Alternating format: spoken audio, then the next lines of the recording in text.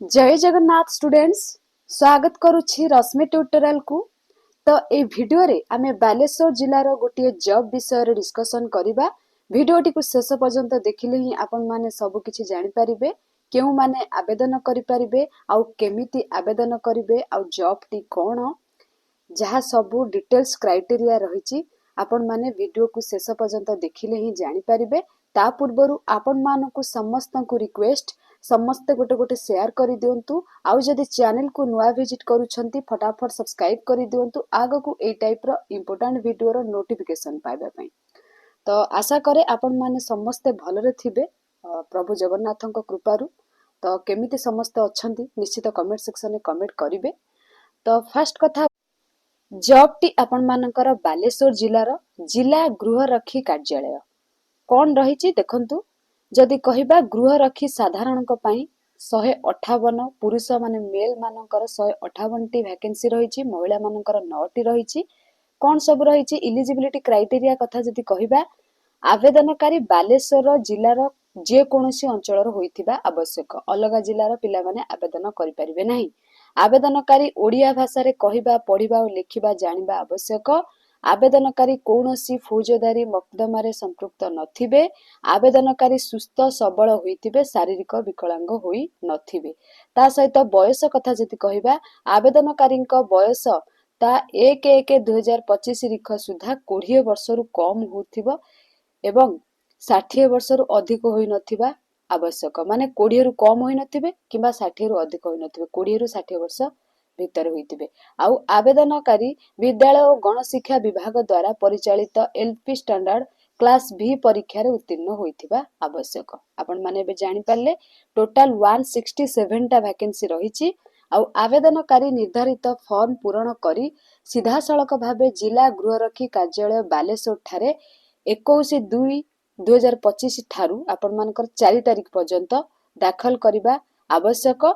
ता सहित आवेदनकारी निर्धारित फॉर्म सहित आधार कार्ड, आवासिक बयस और शिक्षागत योग्यता, वैषयिक दक्षता प्रमाण पत्र गुड़िकर नकल माने जेरक्स और 4 गोटी पासपोर्ट साइज रो फोटो ता सहित अटैच करिवे। आवेदनकारी driving, computer, electrician, mechanic, laundry, cook, hair cutting रे अभिज्ञता रहितिले उक्त चयन परीक्षा रे अग्राधिकार दिया जिवो।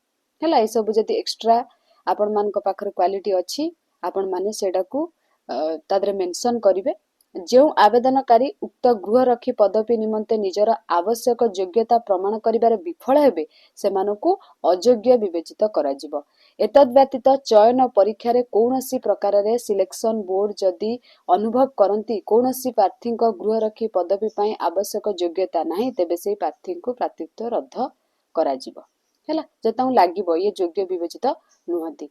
देन आपण मानकर फॉर्म टा जो फॉर्म टा को आपण माने नै कि डिपोजिट करिवे एटा होची सेही फॉर्म। एटा को मु टेलीग्राम चैनल ले आपण मान को देई देबी। आपण माने प्रिंट बाहर करिकि फिल अप करिकि नै कि माने डिपोजिट करि परिबे। एठी आपण मानकर नेम लिखिबे, वासस्थान लिखिबे आपण माने जोठी रहउचंती। देन आपण मानकर पूरा नाम जहा भी हेतिबो, ठिकाना जोठी रहउचंती, मोबाइल नंबर, जन्म तारीख तापर जन्म स्थान कोठी जन्म ग्रहण आपण करथिले, देश बा जिला एठी मेंशन करिवे। ता सहित जीविका बा वृत्ति आपनकर कोन रहे। फिलअप करिबा पूर्वरु फॉर्म टिकु टिके पढ़ी देबे।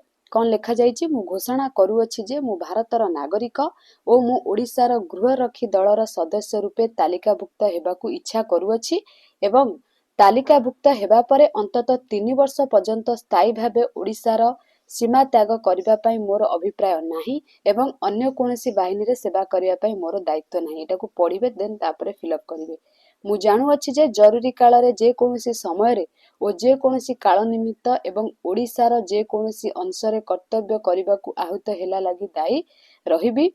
मु मोर उपरिस्थ ऑफिसरक आदेश अनुसार तालीम नेबाकू ओ पैरेड रे जोग देबाकू दायी रहिछि। मते निम्नलिखित शपथ ग्रहण करिबाकू पड़िबो अर्थात आपण मानकर जहा सब एगुडाक लेखा आइछि एटलिस्ट थरे पढ़िबे। पढ़ी सारला परे तापरे आपण माने एटा को फिलअप करिवे आ अप्लाई करिवे। आपण माने भाबुतबे एटा छोट जॉब बड़ जॉब किछि नुहे। कर्म समस्तक कर्म होछि बड़, कर्म ही भगवान। सेति पई कोनोसी जॉब का हम छोट भाबिबा नाही।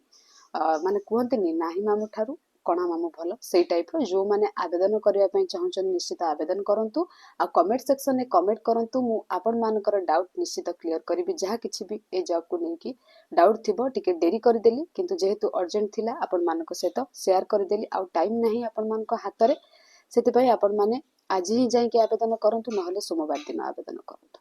ठीक अच्छे, थैंक यू ऑल।